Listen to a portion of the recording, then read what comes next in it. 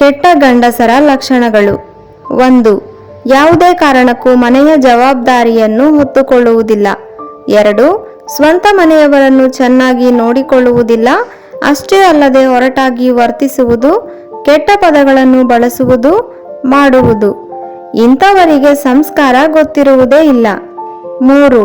ಇಂಥವರಲ್ಲಿ ತಾಳ್ಮೆ ಇರುವುದೇ ಇಲ್ಲ. 4. ಮೈ ಬಗ್ಗಿಸಿ ದುಡಿಬೇಕು, ಚೆನ್ನಾಗಿ ಜೀವನ ಮಾಡಬೇಕು ಎಂಬ ಪದಗಳನ್ನೇ ಮರೆತು ಬಿಟ್ಟಿರುತ್ತಾರೆ. 5.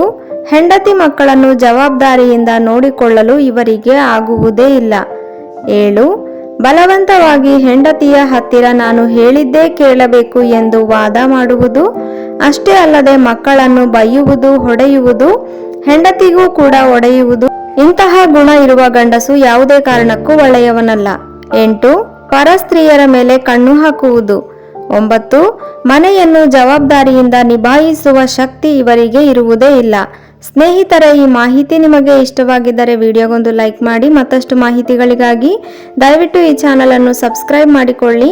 ಕೇಳಿದ್ದಕ್ಕಾಗಿ ಧನ್ಯವಾದಗಳು.